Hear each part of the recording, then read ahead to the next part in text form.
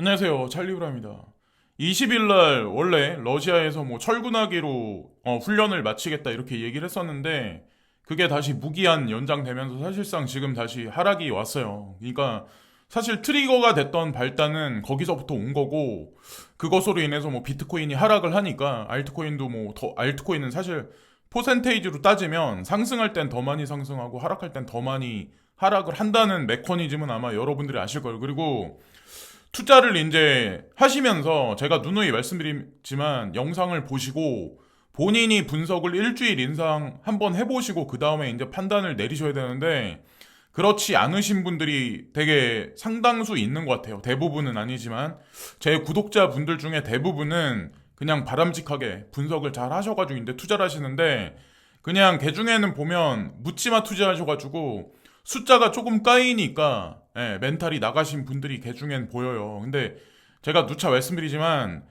100명이 투자, 예를 들어서 이제 100명이 투자라면 2%는 큰 부를 창출할 수 있는데 98% 정도는 제가 이제 누누이 말씀드리지만 큰 부자가 못 돼요. 똑같이 코인 투자해도. 이게 제가 금은 투자를 10년 정도 했었다고 제가 말씀드렸잖아요. 근데 그게 그렇게 장투한다는 자체가 사실 그렇게 쉬운 게 아니에요. 특히나 이제 현물 같은 경우는. 그러니까 그에 비해서 코인 투자는 껌먹기죠. 진짜 누워서 떡 먹기밖에 안 돼요. 금은이 훨씬 장투하기가 어려워요, 사실. 그러니까 얼마나 많이 힘들었겠어요. 저 같은 경우는. 근데 어쨌건 크립토 시장의 비전을 보고 뭐 저 같은 경우 뭐 이제 들어왔는데 일단 뭐 우크라이나 사태에 관해서 이제 뭐 오늘도 많이 말씀을 드리려고 해요. 뭐 새벽부터 이렇게 쭉 저도 어저께 밤에 10시에 잠이 들어서 조금 다른 때보다는 조금 더 한두 시간 빨리 잠이 들었거든요. 그래서 아침에 새벽에도 장이 불안할 땐 저는 좀 빨리 일어나는 편이에요. 제가 뭐 해야 할 일이 있기 때문에. 그래서 일단 뭐 독일이 러시아에서 가스를 수입하는 비중이 제가 보니까 유럽권 중에서는 좀 높은 편이더라고요. 다른 나라들보다는 거의 뭐 50% 가까이요. 그래서 나토 중에도 비중이 상당히 높은 게 독일인데 지금 언급 자체를 안 하고 있죠. 독일 같은 경우는. 미국은 계속 침공할 거야. 계속 바람잡이를 계속 하고 있고 독일에서는 우리는 그냥 훈련 중이야. 그런 식으로만 계속 언급을 하고 있고 뭐 지금 현재 상황이 그래요. 여러분들 뭐 뉴스 보시면 아시겠지만 그리고 연준에서는 크립토커런시 투자에서 고위 관리를 금지한다. 이 뉴스를 보신 분들이 이거를 보시면서 이거를 좀 부정적이게 보시는 분들이 아마 대부분이실 수도 있어요. 근데 저는 상당히 긍정적으로 봤거든요. 그게 왜 그러냐면 작년 10월 달 이 법이 이제 통과가 되면서 그때는 암호화폐가 여기 들어가지 않았었거든요. 근데 이번에 5월 1일 기준으로부터 해서는 가상자산 기존 법안에 미포함됐었는데 5월 1일부터는 가상자산이 여기 포함돼요. 5월 1일부터 적용돼서 사실상 가상자산을 자산으로 인정한 듯 하다고 이제 저는 이걸 생각을 했었거든요. 그래서 새로운 규칙에 따라 연방준비제도 이사회 고위관리는 개인채권, 기관증권, 암호화폐, 상품 또는 외화에 대한 투자를 보유하는 것이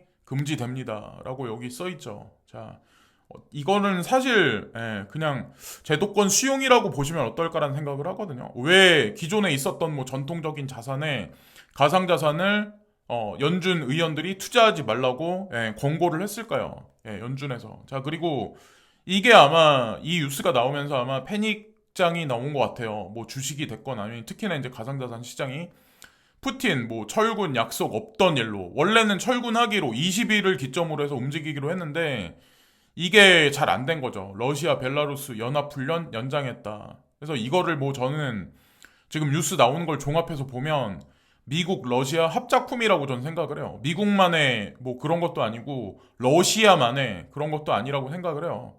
자, 그래서 돈바스 상황 등 악화 이후 연장 기한 명시 안에 그러니까 그냥 무기한 연장했어요.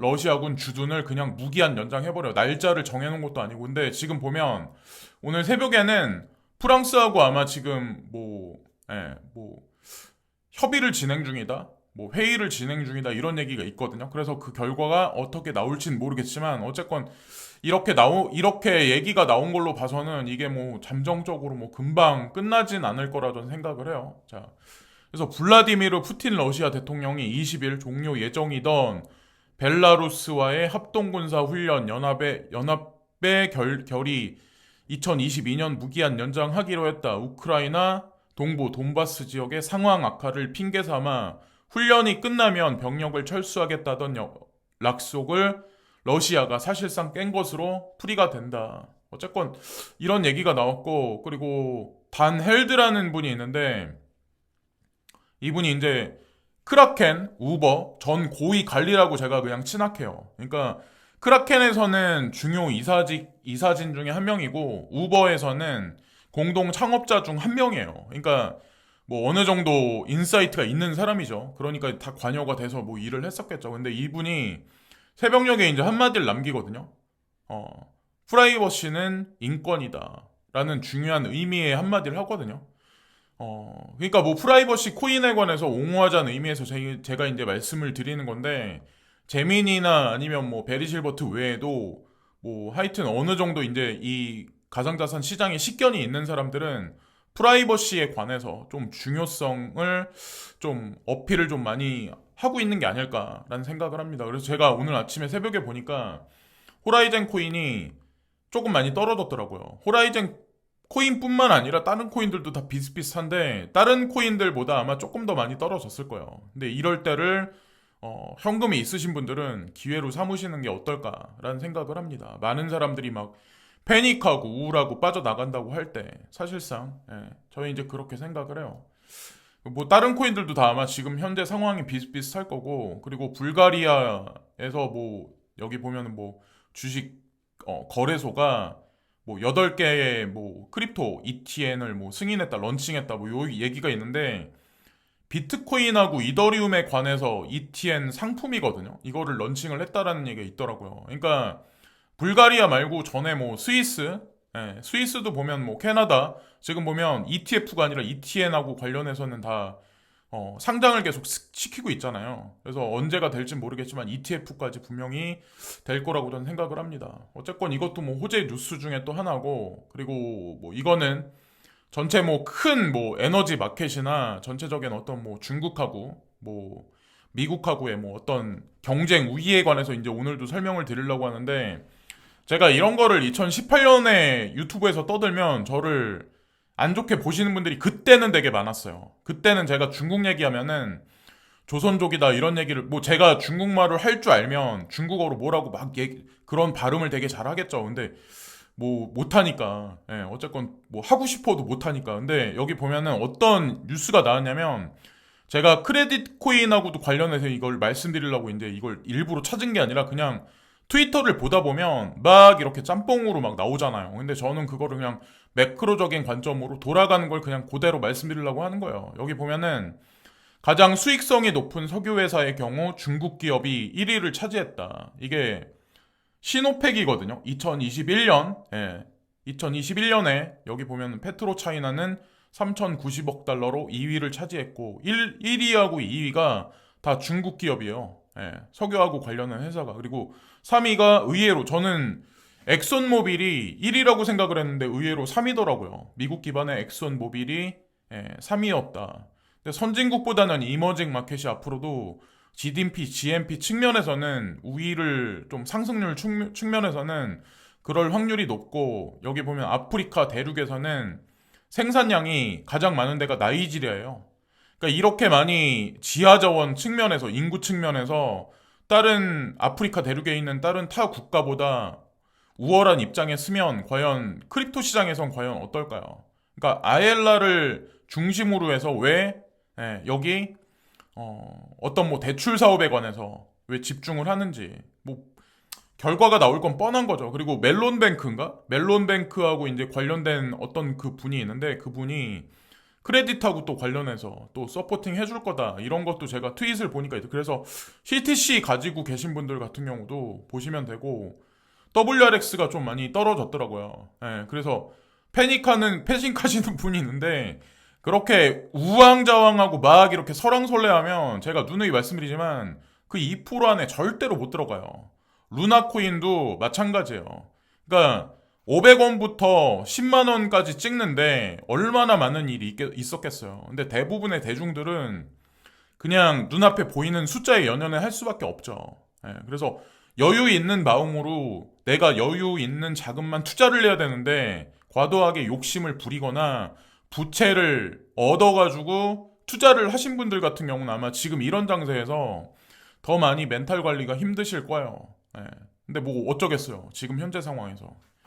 자, 그리고 그러나 CPI가 7.5%. 자, 이거는 뭐 제가 저도 이제 항상 이런 거를 언급해서 말씀드렸는데 좀 유명한 사람인데 뭐 트레이딩도 잘하고 뭐 투자 회사를 운영하는 사람인데 미국 사람인데 제가 이제 해석해가지고 여기 그냥 올려놓은 거예요. 근데 CPI가 7.5로 발표됐어요. 인플레이션이. 그리고 PPI가 9.7인 상태에서 연준은 지난주에 330억 달러의 유동성을 추가하여 대차대조표의 또 다른 최고치를 기록을 했다. 이것은 역사상 가장 큰 정책 불일치다. 반복합니다. 그들은 모두 해고되어야 합니다. 라고 이렇게 주장을 하시는데, 자, 보세요. 인플레가 최고치인데 돈은 왜 풀어? 제가 여기 써놨거든요. 인플레가 이렇게 7.5로 나오고 PPI가 9.7로 나는데 양적 완화는 지금도 왜 계속 하고 있냐는 거죠. 이게 말이 안 되는 거예요. 저만 이렇게 생각하는 게 아니라 대부분의 시장을 진짜 정직하게 바라보는 사람들은 다 똑같은 관점으로 바라봐요. 여기서 금리 인상을 한다라고 얘기하는데 금리 인상을 하면 아마 경제가 붕괴할 거예요. 그 정도로 아마 예, 폭락이 올 거예요. 근데 경제가 붕괴되면 GDP, GNP도 당연히 떨어질 수밖에 없고 세수 창출도 여기서 못할 수밖에 없고 국가는 부도 날 수밖에 없어요. 예, 사람들은 금리 인상하는 거를 되게 쉽게 생각하고 연준에서는 금리 인상 코멘트를 계속 날리는 거에 사람들이 막 되게 좌지우지 되는데 지금 연준에서 말하는 게 얼마나 위험한 행위인 거를 아는 사람이 그렇게 많지 않다는 거죠. 근데 이 사람은 진짜 금융시장의 전문가예요. 월가에. 근데 저랑 이제 똑같은 얘기를 하죠. 예, 똑같은 얘기. 역사상 가장 큰 정책 불일치다. 예, 말도 안 되는 얘기가 지금 벌어지고 있는 거예요.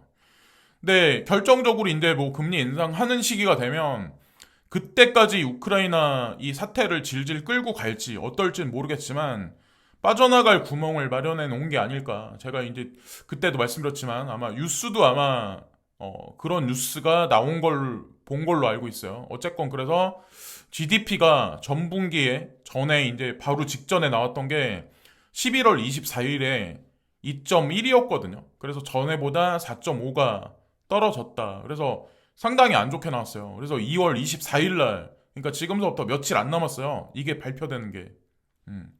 그러니까 목요일 날인가 아마 그럴 거예요. 목요일 날 이게 발표되는데 이것도 3월 달에 금리를 책정하는데 아마 기준이 될 거고 이번 주에 좀 중요한 경제 데이터가 되게 많이 나와요. 그러니까 지금 뭐 어닝 시즌인 것도 있고 제조업 PMI, 서비스 PMI, 뭐 소비자 신뢰지수, 4분기 GDP 뭐 요런 거 다 나와요. 그래서 실업자 청구자 지수도 나오고 핵심 PC 가격 지수도 나와요. 이게 다 뭐 화요일 날, 목요일 날, 금요일 날 다 이 지표들이 나오거든요. 이게 미국 시간 기준에서는.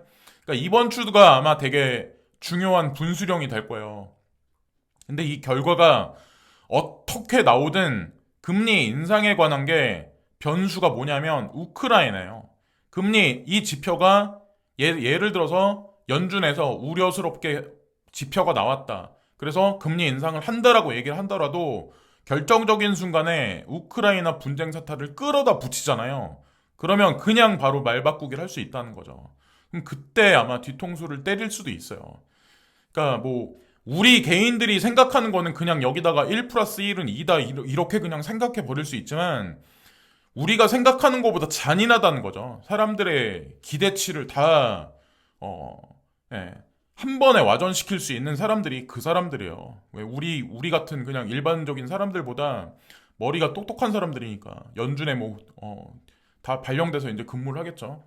그리고 여기 보면은 지금 미국에서는 뭐 러시아를 어떻게 하겠다 막 그렇게 얘기를 하는데 사실 러시아는 이미 오래전부터 준비가 돼 있었어요. 여기 보면은 서방 제재 대비한 러시아 경제 요새화. 그래서 외환 보유고가 여기 보면 외환 보유액을 2022년 들어서는 역대 최대치로 늘려놓은 상황이고 특히 이제 중요한 중요하게 이제 봐야 될 게 뭐냐면 외환 보유 중에 이제 달러 비율이 2013년에는 47.1%였는데 2021년에는 16.4%로 거의 뭐 반 이상 줄여놓은 현재 상황이에요.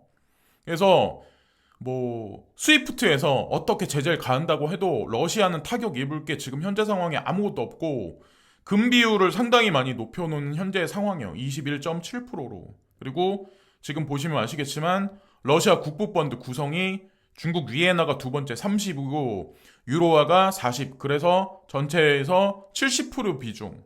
예.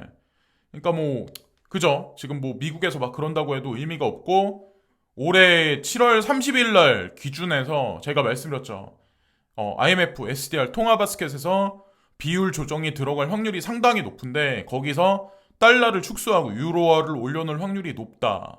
예. 그래서 어쨌든 전 세계 뭐 통화 시장이 됐든 뭐가 됐든 미국에서는 서서히 자국 우선주의로 발을 뺀 지가 한 트럼프 행정부가 들어서고 나서부터 지금까지 지속적으로 바이든 행정부도 마찬가지로 그렇게 되고 있는 현재 상황이에요.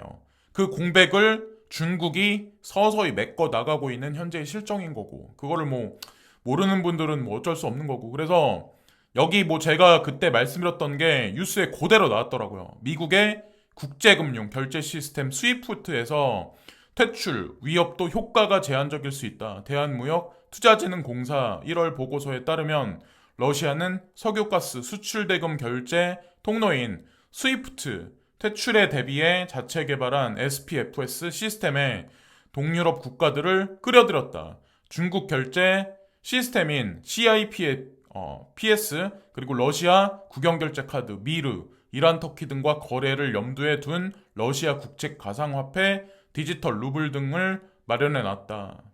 근데 미국에서는 지금 러시아를 죽일 수 있는 단 한 가지 방법이 있는데 석유, 천연가스가 가격이 폭락 시에 우위를 점할 수 있어요. 근데 오늘 아침에 새벽에 뭐라고 얘기가 나왔냐면 아랍권에서 지금 석유 생산량이 충분하다라는 얘기를 했어요. 여기서 석유를 더 많이 생산하면 가격이 떨어지겠지만 아랍권에서 이런 식으로 언급을 했다는 얘기는 당분간은 떨어지지 않을 가능성이 상당히 높다는 거죠. 지금 천연가스 가격하고 석유 가격이 올라가는 걸로 인해서 인플레이션이 계속해서 올라가는데 이런 분쟁은 지금 러시아가 만들어낼 거예요. 단독으로. 전 아니라고 생각하거든요. 미국도 마찬가지예요. 중국도 마찬가지고 비료하고 관련해도 마찬가지고 다 그냥 그나물의 그 밥이에요. 다 똑같은. 그냥 사람들은 뭐 여기다가 이제 색깔론을 대입해가지고 막 이런데 그리고 뭐 스위프트 관련해서 이제 말씀드리는데 BNS를 보고 저는 이제 네오를 투자했던 거고 스위프트를 보고 저는 XRP를 투자했던 거예요. 그리고 그것들이 이게 사실 알고 보면 하나로 뭉쳐 있는 거고 세계 뭐 어저께도 제가 말씀드렸고 2016년에 제가 예측했던 게 그대로 지금 진행되고 있는 거고 뭐 비트코인 뭐 이더리움 뭐 이런 것도 다 마찬가지겠지만 그런 측면에서는 어쨌건 뭐 코인 투자에 관해서 뭐 여러분들이 아마 되게 많이 힘드실 텐데 뭐 이런 지금 전 세계 돌아가는 막 혼란한 상황을 누가 만들어내나 그런 데에 포커스를 맞추시고 내가 지금 이런 상황에서 과연 돈이 휴지 조각이 될 수도 있는 현재 시점에서 어떻게 내가 내 자신을 보호해야 되나 이런 관점으로 좀 접근해 보시면 어떨까라는 생각을 합니다. 그러면 아마 긍정적인 생각을 하실 수 있을 거예요. 눈앞에 그냥 숫자만 그냥 단지 숫자에 포커스를 맞추면 사람이 봐야 되는 걸 못 볼 수도 있거든요. 거기서 이제 승리 제가 항상 말씀드리는데 끝에도 말씀드리는데 2% 안에 내가 아무리 노력한다고 해도 대부분의 대중들은 2% 안에 절대로 못 들어가요. 자, 오늘도 여기까지 방송을 하면서 마치겠습니다. 오늘도 시청해주신 많은 분들께 고개 숙여 감사드립니다. 감사합니다.